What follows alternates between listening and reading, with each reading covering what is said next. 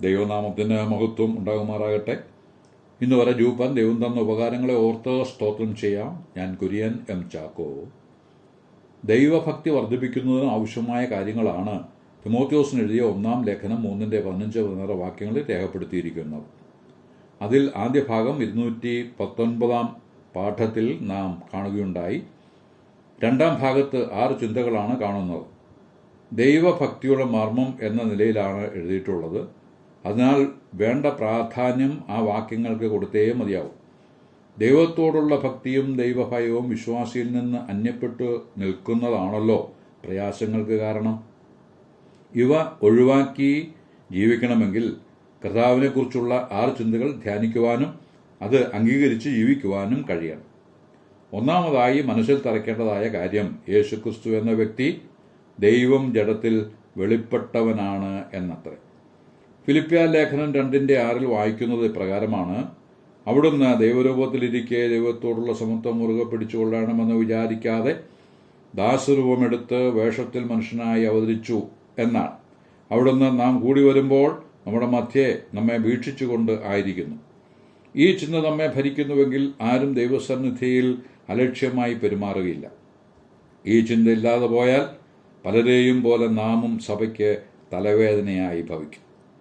രണ്ടാമതായി, യേശുക്രിസ്തു ആത്മാവിനാൽ നീതീകരിക്കപ്പെട്ടു എന്ന് മനസ്സിലാക്കണം. പലരും പല കുറ്റങ്ങളും കർത്താവിൽ ആരോപിച്ചെങ്കിലും ദൈവാത്മാവിനാൽ യേശു കർത്താവ് നീതീകരിക്കപ്പെട്ടവനായി. ചതിയൻ, തിന്നിയും കുടിയനുമായ മനുഷ്യൻ, ശബത്തിനെ ലംഘിക്കുന്നവൻ, ഭൂതമുള്ളവൻ, പാപികളുടെ സ്നേഹിതൻ, ന്യായപ്രമാണം ലംഘിക്കുന്നവൻ, ദൈവദൂഷണം പറയുന്നവൻ ഇങ്ങനെ കർത്താവിൻ്റെ മേൽ ധാരാളം കുറ്റങ്ങൾ ആരോപിക്കപ്പെട്ടിരുന്നു. എന്നാൽ വിസ്തരിച്ച കോടതികളെല്ലാം പറഞ്ഞു ആൾ നീതിമാനാണ് എന്ന്. ക്രൂശീകരണത്തിന് സാക്ഷി എന്ന ശതാധിപൻ പറഞ്ഞത് ലൂക്കോസ് 23:47 വായിക്കുന്നുണ്ട്: ഈ മനുഷ്യൻ വാസ്തവമായി നീതിമാനായിരുന്നു എന്ന്. ഒറ്റിക്കൊടുത്ത യൂദാസ് നിലവിളിച്ചും കൊണ്ട് പറഞ്ഞത് മത്തായി സുവിശേഷം 27:3 വായിക്കുന്നു. യേശു കർത്താവ് ശിക്ഷ ഏൽക്കുന്നത് കണ്ട് യൂദാസ് പറയുകയാണ്: കുറ്റമില്ലാത്ത രക്തത്തെയാണല്ലോ ഞാൻ ഒറ്റിയത്. ചെയ്ത പാതകം ഓർത്ത് ദുഃഖിച്ച് പണം വലിച്ചെറിഞ്ഞ് ദുഃഖഭാരത്താൽ പോയി കെട്ടിഞ്ഞാന്ന് ചത്തു, നരകത്തിലും പോയി. നടുങ്ങുവിൻ, പാപം ചെയ്യാതിരിപ്പീൻ എന്ന വാക്യം ഓർത്തുപോകുന്നു. മൂന്നാമതായി, യേശുക്രിസ്തു ദൂതന്മാർക്ക് പ്രത്യക്ഷനായി. മരണത്തെ ജയിച്ച് ഉയർത്തെഴുന്നേറ്റ യേശുക്രിസ്തു ദൂതന്മാർക്ക് പ്രത്യക്ഷനായി എന്ന് പറയുമ്പോൾ സ്വർഗത്തിലെ ദൂതന്മാർക്ക് പ്രത്യക്ഷനായി എന്നും സുവിശേഷം ദൂതമായി ലോകമെങ്ങും പോകേണ്ട ശിഷ്യന്മാർക്ക് പ്രത്യക്ഷനായി എന്നും മനസ്സിലാക്കാവുന്നതാണ്. രണ്ടും ശരിയുമാണ്. ഇവിടെ വ്യക്തമാക്കുന്നത് യേശുക്രിസ്തു ഉയർത്തെഴുന്നേറ്റ അതിന് അനവധി സാക്ഷികൾ ഉണ്ട് എന്നത്രേ. മാത്രമല്ല, ഉലകമഹാന്മാരഖിലരുമൊരു പോൽ ഉറങ്ങുന്നു കല്ലറയിൽ. ഉലകമഹാന്മാരഖിലരുമൊരു പോൽ ഉറങ്ങുന്നു കല്ലറയിൽ. എന്നാൽ ഉന്നതനേശു മഹേശ്വരൻ മാത്രം ഉയരത്തിൽ വാണിടുന്നു. എന്നാൽ ഉന്നതനേശു മഹേശ്വരൻ മാത്രം ഉയരത്തിൽ വാണിടുന്നു. സ്തോത്രം. നാലാമതായി, യേശുക്രിസ്തു ജനങ്ങളുടെ ഇടയിൽ പ്രസംഗിക്കപ്പെട്ടു. യേശുക്രിസ്തുവിനെ ചൂണ്ടി സ്നാപയോഹന്നാൻ പറഞ്ഞത് യോഹന്നാന്റെ സുവിശേഷം 1:29 രേഖപ്പെടുത്തിയിട്ടുണ്ട്: ഇതാ ലോകത്തിൻ്റെ പാപം ചുമക്കുന്ന ദൈവത്തിൻ്റെ കുഞ്ഞാണ്. ലോകജാതികൾ പല തരക്കാരും സ്വഭാവക്കാരുമാണ്. എങ്കിലും എല്ലാവരോടും പ്രസംഗിച്ച നല്ല വിശേഷം ഒന്ന് തന്നെ: നിങ്ങൾക്കായി ഒരു രക്ഷിതാവ് വന്നിരിക്കുന്നു, കർത്താവായ യേശുക്രിസ്തു. നിങ്ങളെ സഹായിക്കുവാൻ, രക്ഷിക്കുവാൻ, സ്വർഗപ്രാപ്തി തരുവാൻ വേറെ ആരുമില്ല. നാം രക്ഷിക്കപ്പെടുവാൻ ആകാശത്തിന് കീഴിൽ മനുഷ്യരുടെ ഇടയിൽ നൽകപ്പെട്ട വേറെ നാമവും ഇല്ല. അഞ്ചാമതായി, യേശുക്രിസ്തു ലോകത്തിൽ വിശ്വസിക്കപ്പെട്ടു. ജനം കർത്താവായ യേശുവിൽ വിശ്വസിക്കുന്നത് തടയാൻ ധാരാളം ശക്തികൾ എക്കാലവും പ്രവർത്തിച്ചിട്ടുണ്ട്. വടിയെടുത്തും കല്ലെടുത്തും പുതുനിയമങ്ങൾ ഉണ്ടാക്കിയും ദൈവസഭയുടെ വളർച്ച തടയുവാൻ തീവ്രശ്രമം എല്ലാ കാലത്തും നടന്നിട്ടുണ്ട്. ഈ എതിർപ്പുകളുടെ മധ്യത്തിലും ലോകത്തിൽ അനേകർ കർത്താവിൽ വിശ്വസിച്ചു, രക്ഷിക്കപ്പെട്ടു, സ്നാനപ്പെട്ടു. ആറാമതായി, യേശുക്രിസ്തു തേജസ്സിൽ എടുക്കപ്പെട്ടു.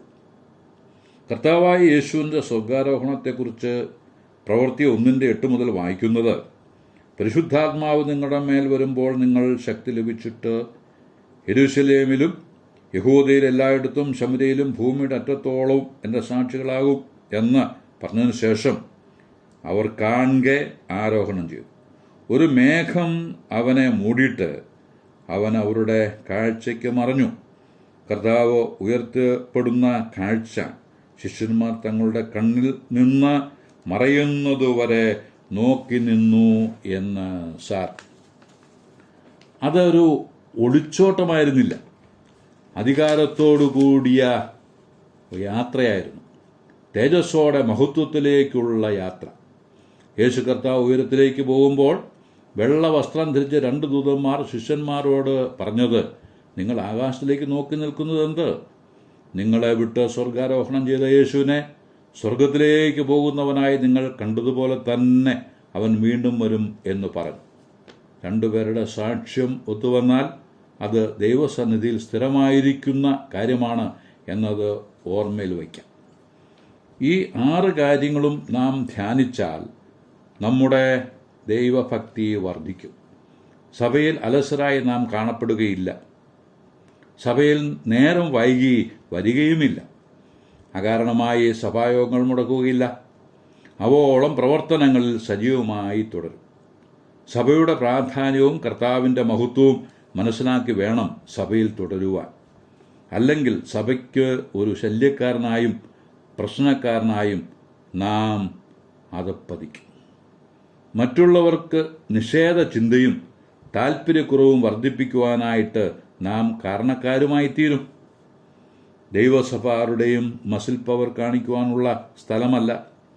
ഷൈൻ ചെയ്യുന്നതിനോ ഹീറോയിസം കാണിക്കുന്നതിനോ ഉള്ള സ്ഥലവുമല്ല.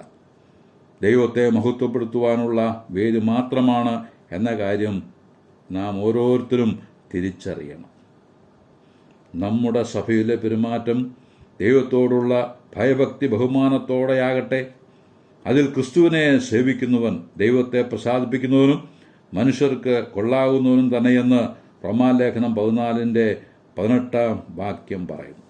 മേൽ പറഞ്ഞ 6 കാര്യങ്ങൾ നമ്മുടെ ധ്യാന വിഷയം ആയിരിക്കട്ടെ. അങ്ങനെ ദൈവത്തെ